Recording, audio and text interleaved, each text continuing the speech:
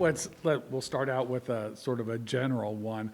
We're able to put pretty many points up on the board. Do you feel like this offense is something that is moving toward reaching another level yet after this? Yeah, I think still with our offense is still so young. We're playing a bunch of really young backs. At the tight end position, we're rotating a bunch of guys. Our O-line is still really young, so the potential's there, and you can see it. Certain weeks we put up a bunch of points really easily. We just kind of cut through the defense like butter, and other weeks our execution isn't great. So it's just going to be the whole maturity aspect of our offense. When our offense can keep it clicking and keep it going, we're really, really good. But when we're not on the same page, that's kind of where we run into hiccups. So that's kind of what we've been working on these past couple of weeks is we have execution periods where we got to make sure everybody's lined up right. We go in the right cadence. Our motions are right at the right tempo. And that's what we're working on because I think that's right now the biggest thing that's killing our offense is self-inflicted. Things like offsides and illegal formations and holding penalties and stuff like that. So yeah, all the talk is about Ball State is about their offense, the trick plays. They're very prolific. But what about their defense? What do you know about their defense? Well, I mean, I know that their defense is filled with crazy athletes. It's going to be guys that match our talent set on offense, which is so it's going to come down to who makes more plays. Their defense is really good at making plays, popping the ball, getting interceptions, and so we're going to have to protect the ball a lot, and they might make us have some 12, 15 play drives, which isn't necessarily our strong suit of our offense.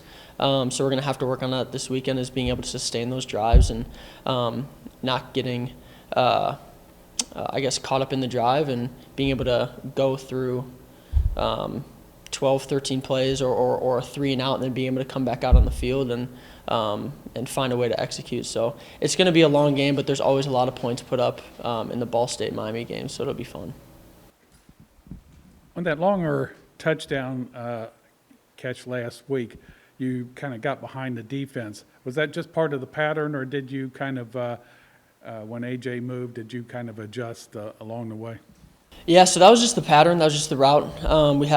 That's one of our base concepts. We just have a roll route where we just kind of run right up the seam almost and out towards the numbers. And I'm not really sure what happened, but I think maybe just they clicked it off wrong on defense. But, yeah, fortunately enough, A.J. was able to find me down the field. And thankfully I didn't get caught because that seems like it happens sometimes. So. Speaking of that, Jalen was really appreciative that you didn't score right before he scored his first touchdown since the bowl game. But you guys have been teammates for a long time. What did it mean to you to see him reach the end zone for the first time in almost 2 years? Yeah, I mean, it's special playing with, there's not many of us left. I think, there's me and 3 or 4 other guys that are 6 years, and Homer and Kimpler and McWood, and there's a couple of us. And so it's awesome just seeing the guys, that you've been here so long with, and you've seen them grow. You've seen them go through the injuries, the hard points, and push through them and persevere. And it's awesome to see him come back and have success and do what I know that he's capable of doing. Because I think there was a lot of doubt with him of, is he going to come back and be the same Jalen Bester? Is he going to be as fast, as elusive, as hard hitting? And I think that you're seeing it little bits and pieces. And when he's back full go, that's just kind of a little snapshot of what he can do and what he will continue to do. So it'll be great having him back full go. I suppose it's a little late in the game since you've been playing so long now, but do you ever see something like on TV or maybe tape from that you're watching on somebody else where you say, well, that's a good move, or that in that situation, maybe that's something that I or we could try?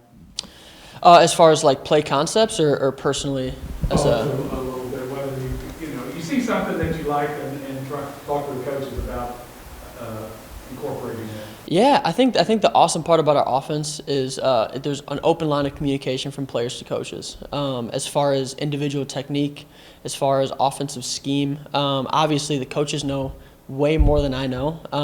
But we're able to go to them and talk about whatever we see, whether that's just watching college game day, NFL games. And we're like, wow, this is a really cool concept. That's a really cool way he got open in his route. Yeah, that line of communication is always open, which is really cool. But as far as me seeing it, yeah, I see that stuff all the time because obviously I'm not a finished picture. I'm not a finished product. So I'm always trying to steal things from other people that I think, while they do this really well. And especially guys in the team, the way that Mac runs his go balls, the way that Jalen Walker does his just his quick routes and how he's so quick in and out of breaks. And James Burns, just how he is so fast and consistent with his speed. There's guys and things that I take away from everybody on the team, which is cool.